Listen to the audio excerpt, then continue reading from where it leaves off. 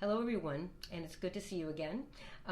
I hope that you are enjoying yourself fully, and I wanted to today touch back on a subject that I've already broached, which is how anxiety, in particular stress, fear, really contribute, exacerbate some of the functioning issues like premature ejaculation and erection issues, both of which I know I've spoken to you about in videos previously. Just want to say, though, I want to speak a little bit more about how this phenomenon of what happens to us when we're, again, in this kind of stress, fight, flight, freeze, it's called. So flight, you could literally just, I can't take this and leave if you're facing too much once from within. That's too painful to face or to feel, mostly to feel. The other way of thinking of flight is escaping to the head. Leaving your body. Also, that's another way. Freeze is also similar to that, where you just freeze up, tense up, and just feel like you've got head. You're sort of like deer in the headlights. But that flight up to the head, that's remarkable because that's something that we do without usually being conscious of it, which is. If you have experienced what it feels like to be grounded and feeling into your body, then you know what it feels like when you're not there and when you've disassociated. So what I experience with many of the patients that I work with is noticing when this is occurring moment to moment and using the tools of returning to the breath to loosen the grip of the mind and come back down into the body, into your body, and be able to feel again and refresh with that breath, as well as being able to then sense and feel back into what is going on in your body. This is important because also there can be a tendency to, what I've seen is to sometimes tense and endure. So while you may think that you're actually feeling, what often can be happening is that you've begun to just really just try to get through whatever you're experiencing without really feeling it. So your breath is tightened and your body has tightened in different ways. And this is usually happening because you're getting overwhelmed by what you're feeling. And so that's natural to want to, not be in that kind of experience. So what I do is help people to recognize when this is happening, and which is then essentially cutting off, their ability to be intimate.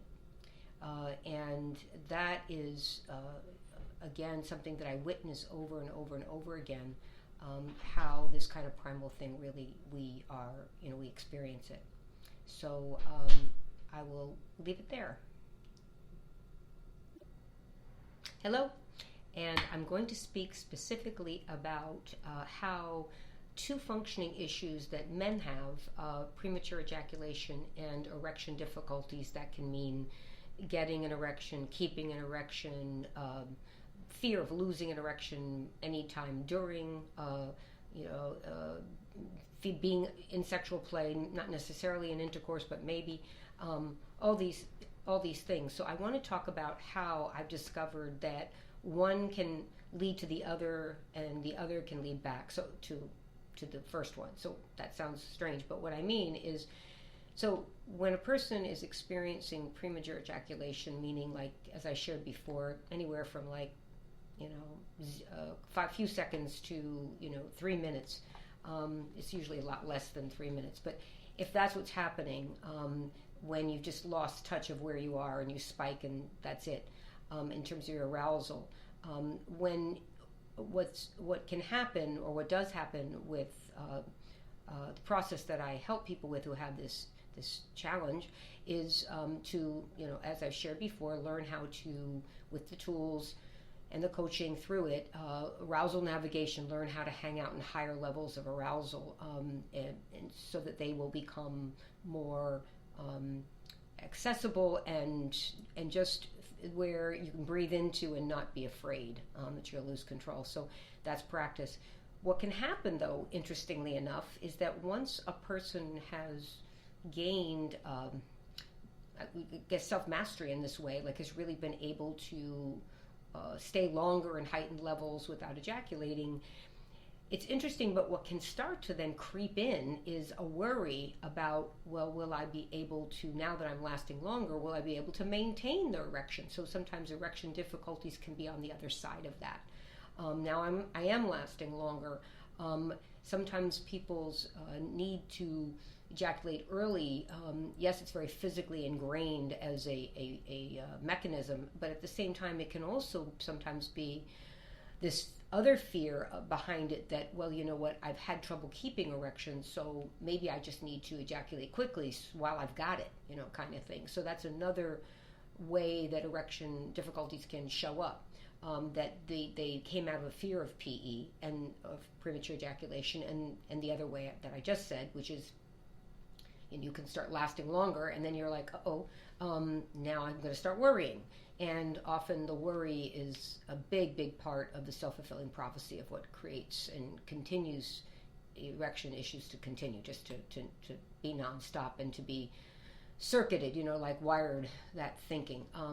So I wanted to mention that because I think that's so interesting. And then the other side of it is you might, maybe you've experienced this, so you can also have the opposite. So you come in with the issue of, you know, erection issues. And again, these are issues that usually people have had for a while, which is, you know, something that they feel they can't overcome, right? So maybe you feel that way. So the other way that you can look at this is, or that this can be experienced in someone's body, maybe your body, is that you can come in, or well, I say come in, I mean come to see me, but it could just, you could be experiencing erection issues, and then overcome, right? So that you now are getting and losing erections with ease. That's the key. And there's not so much fear. You're not in your head about it, and you're able to last much longer. Then sometimes what can happen is that when people feel like they're starting to get comfortable lasting longer, their body in trying to adjust to this sometimes will start to, you know, we'll tell it, okay, we have to get aroused quickly and we've got to keep the erection. And what can happen is, in trying to do that, a person can overstimulate themselves or feel overstimulated and then start to have premature ejaculation issues that they never had before because they didn't have an erection long enough for that to happen. Does that make sense? So it's kind of like chicken or egg. So it's interesting how both these issues are actually can be very interrelated, which I wouldn't have known until I started really doing this work and seen it come up over and over, and I don't see it as something that I've heard about anywhere else. So I wanted to just bring that up because maybe if you've experienced one or the other, but then a relationship between the two issues, challenges of just being able to regulate your body, which is what it comes down to, and really withstand the, you know, the intensity of arousal or the fear of lack of arousal, then this is something, this is information which might be, you know, useful or eye-opening for you. So I wanted to just touch on that because it is something that I have seen occur, and it can be, all of this can absolutely be overcome.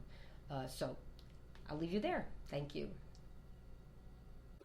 Hello again. So I want to speak right now about how it is possible to be intimate with another human being without being sexual, and it's also possible to be sexual without being intimate. So how is it defined, intimacy? So one way of defining it is being open, honest, vulnerable, available, connected to another human being, and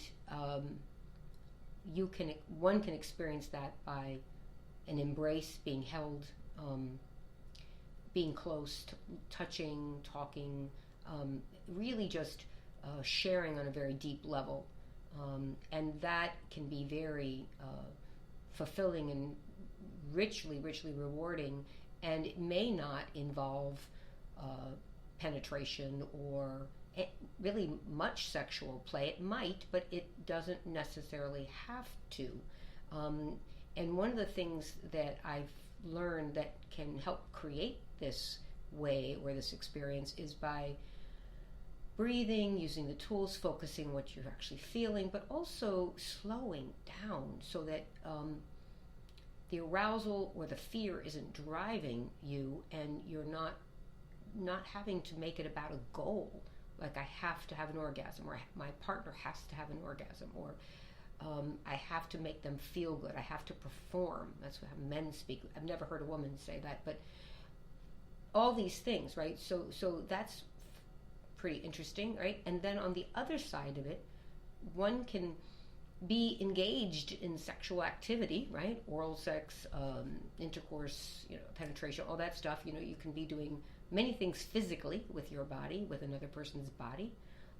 And at the same time, as I was speaking about the fight, flight, freeze and the disassociation, you may not even be present when you're doing it. So it is possible to be very physically engaged with another human being, but not intimate, not connected, not available, not exchanging energies. This can happen, and this often happens because many people, for many reasons, are unable to really be present and available and intimate when they are with another person.